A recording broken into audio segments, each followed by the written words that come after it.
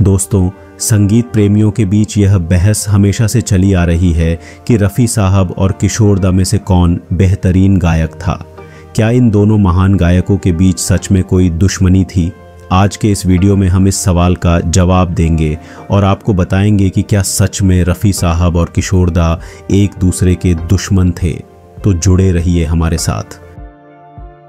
दोस्तों, जब हम बात करते हैं बॉलीवुड संगीत के सुनहरे दौर की, तो किशोरदा और रफ़ी साहब के नाम सबसे पहले आते हैं। दोनों ही महान गायक थे और दोनों ने लगभग एक ही समय में प्लेबैक सिंगिंग की दुनिया में कदम रखा। पुकार प्यार का राग सुनो, पुकारता चला हूँ मैं, गली गली बहार की, दीवाना हुआ बादल, सावन की घटा छाई है राही प्यार की, हमसे कुछ न बोलिए, जो भी प्यार से मिला हम उसी के हो लिए। रूप तेरा मस्ताना, प्यार मेरा दीवाना, भूल कोई हमसे ना हो जाए, बचना ऐ हसीनो, लो मैं आ गया। रफ़ी साहब ने 1944 में अपनी यात्रा शुरू की और किशोरदा ने 1948 में। आपको जानकर हैरानी होगी कि लगभग 20 सालों तक ये दोनों एक साथ गाते रहे और कभी किसी ने ये सवाल नहीं उठाया कि इनमें से बेहतर गायक कौन है। दुश्मनी की बातें भी कभी सामने नहीं आईं।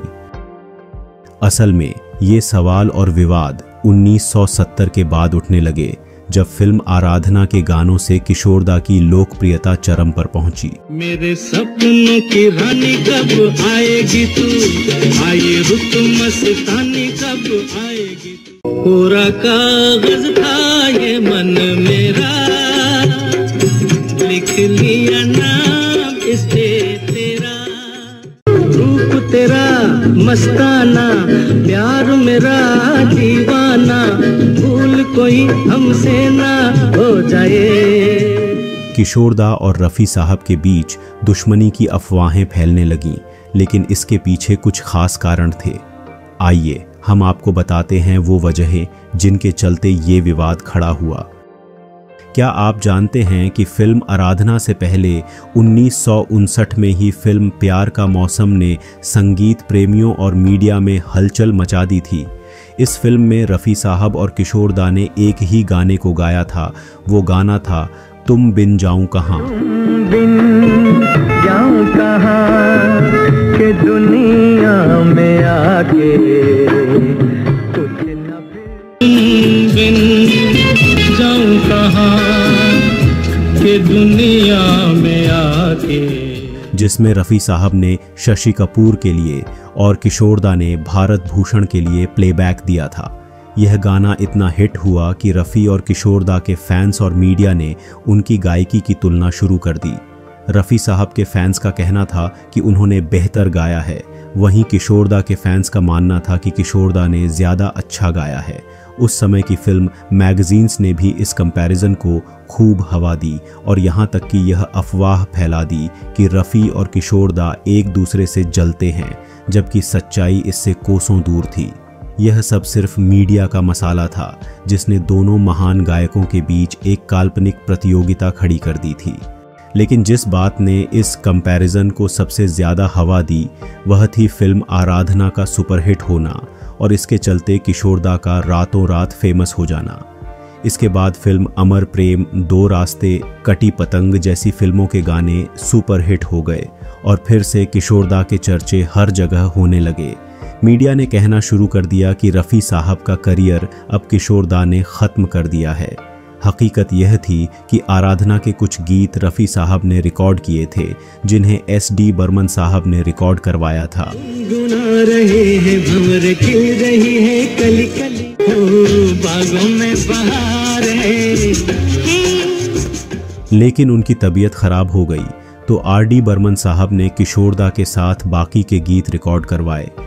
उसी दौरान रफ़ी साहब हज पर चले गए और आने के बाद यह फैसला लिया कि अब वे गाने नहीं गाएंगे।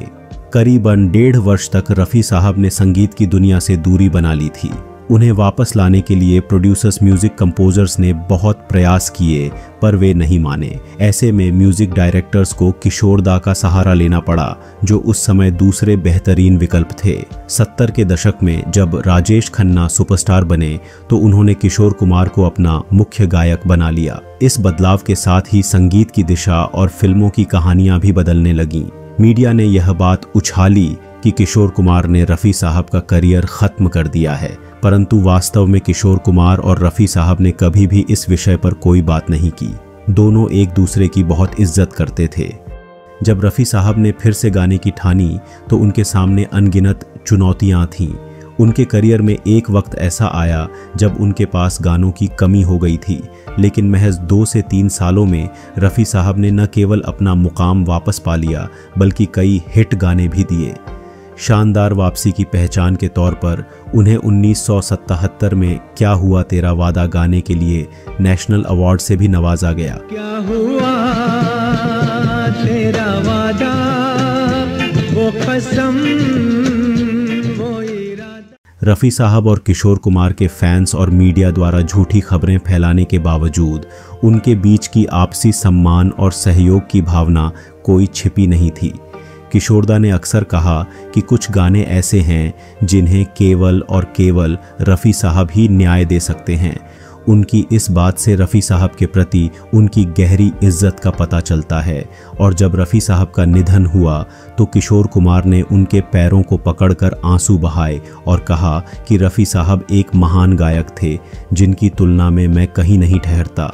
उन्होंने कहा कि रफ़ी साहब की गायकी के 100 अंदाज होते थे, जबकि मैं केवल कुछ ही अंदाज में गा पाता हूँ। इन सभी बातों से ये पता चलता है कि रफ़ी साहब और किशोर दा में किसी भी तरह की कोई दुश्मनी या मुकाबला नहीं था। ये सिर्फ उनके कुछ फैंस और मीडिया द्वारा फैलाई गई झूठी अफवाह थी जो आज तक चलती आ रही है। लेकिन आप में से जो सच्चे संगीत को समझता है उनको पता है कि रफ़ी साहब और किशोर दा दोनों अपनी अपनी गायकी में महान थे और उनके बीच कोई भी कंपैरिजन नहीं हो सकता। दोस्तों, वीडियो पसंद आया हो तो इस वीडियो को लाइक, शेयर और इस चैनल को सब्सक्राइब करना न भूलें।